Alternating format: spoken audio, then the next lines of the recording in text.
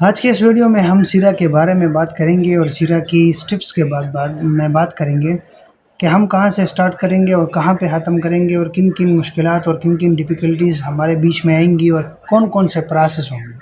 अस्सलाम वालेकुम, welcome to nomadic Nasir. आज की इस वीडियो में हम सिरा के प्रोसेस के हवाले से बात करेंगे।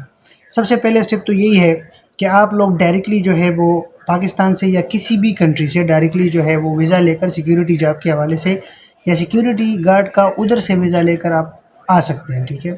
दूसरा स्टेप यही है कि आप इधर आके जिधर भी कोई काम करता है वो अपना चेंज करके यहाँ पे जो है वीज़ा लेके और वहाँ पे अपना सिरा करके आप लोग जो है सिक्योरिटी गार्ड की जॉब जो है वो हासिल कर सकते हैं। जो ये 2 स्टेप हो गए, ठीक है। तीसरा स्टेप यही है कि आप किसी भी कंपनी में आप काम करते हैं किसी और फील्ड में और आप उसको चेंज करेंगे तो इस तरीके से भी आप जो है वो सिक्योरिटी गार्ड में आ सकते हैं। तो हम इस वीडियो में बात करेंगे कि हम किस तरह किसी भी कंट्री से सिक्योरिटी गार्ड का वीज़ा लेकर आएँगे और फिर उसके बाद हम कौन-कौन से प्रोसेस से गुज़ार के हम सिरा लाइसेंस हासिल करेंगे। तो जैसे आप लोग यहाँ आ जाते हैं किसी भी कंपनी में, तो सबसे पहले आपको जॉब से पहले आपको यहाँ पे मेडिकल देना होता है, आपकी मेडिकल हो जाती है। फिर आपको ये करना होगा कि आप लोग को बाकायदा जो है वो सिरा के लिए क्लासेस लेने पड़ेंगे। सिरा के लिए जो है 5 डेज़ लगते हैं, 4 डेज़ आपके क्लासेस होंगे। 4 डेज़ आपकी जो है इसमें आपकी फायर सेफ्टी होगी, ठीक है। और फायर के अलावा जो है आपकी सिक्योरिटी की बेसिक नॉलेज के बारे में आपकी 2-3 क्लासेस होंगी, ठीक है। इसके अलावा आपकी जो फर्स्ट एड है, फर्स्ट एड किस तरह हम किसी को प्रोवाइड करेंगे अगर किसी साइड पे इंजरी हो जाती है या कोई मेडिकल इमरजेंसी आती है, तो आप लोग किस तरह उसको जो है वो अप्रोच करके किस तरह आप लोग उसकी जान बचा सकते हैं। तो ये चीज़ें आप लोगों की जैसे हो जाती है, आप लोगों की उसकी जो जिस भी कंपनी में होती है, फिर आप लोगों को वो मॉक टेस्ट देते हैं या आप लोग डायरेक्ट सिरा जो मेन अथॉरिटी है वहाँ पे जाके आप लोगों की क्लासेस होगी, वहाँ पे आपके मॉक टेस्ट होंगे। तो वो जैसे हो जाते हैं फिर आप लोगों के लिए फिर उसके बाद आपकी 2 टेस्ट होते हैं, एक फिज़िकल टेस्ट होता है, फिर एक कंप्यूटर टेस्ट होता है, ठीक है। कंप्यूटर टेस्ट की जो है वो अगर हम बात करें तो वो ऑलरेडी इसमें मैंने एक वीडियो बनाई हुई थी पहले। तो अगर उस पे हम बात करें तो कंप्यूटर टेस्ट की जितने भी आप लोगों ने पढ़ा होगा इसमें ही आएगा, कोई आउट नहीं है कि इतना बड़ा कोर्स नहीं है, छोटा-सा कोर्स है कि हमें बेसिक नॉलेज का पता होना चाहिए सिक्योरिटी के कि उनकी बेसिक जो रिस्पॉन्सिबिलिटीज़ होंगी वो क्या-क्या होंगी।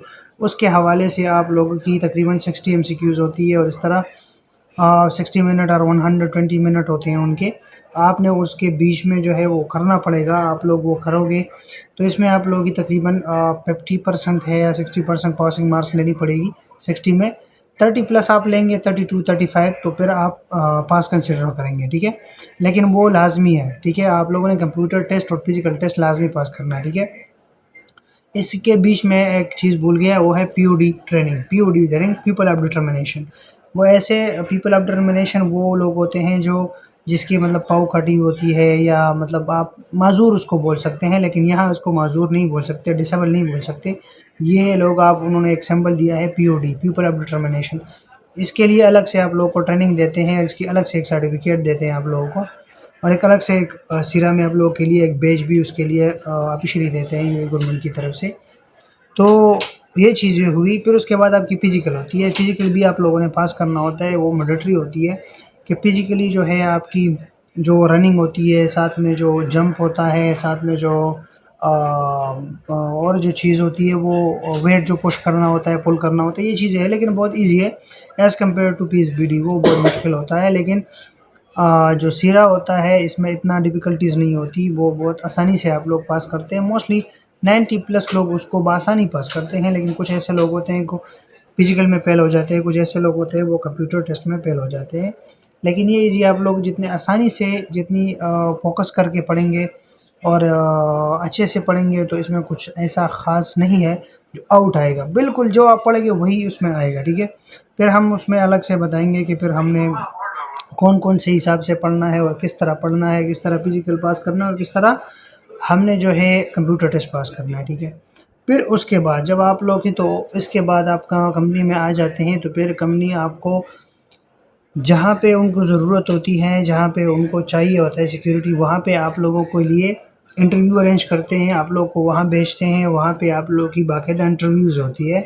इंटरव्यूज़ इंटरव्यूज़ होने के बाद फिर आपको वो सेलेक्ट करते हैं, अगर उन्होंने सेलेक्ट किया तो फिर आपकी बाकायदा ड्यूटी स्टार्ट होती है, अगर उन्होंने सेलेक्ट नहीं किया तो आपको कहीं और भेजते हैं, कहीं और आप लोगों के लिए इंटरव्यू अरेंज करते हैं, लेकिन तब तक आपके लिए इंटरव्यू अरेंज करते हैं जब तक आपको कोई साइट, कोई जो है लोकेशन में आपको हायर ना किया जाए, ठीक है?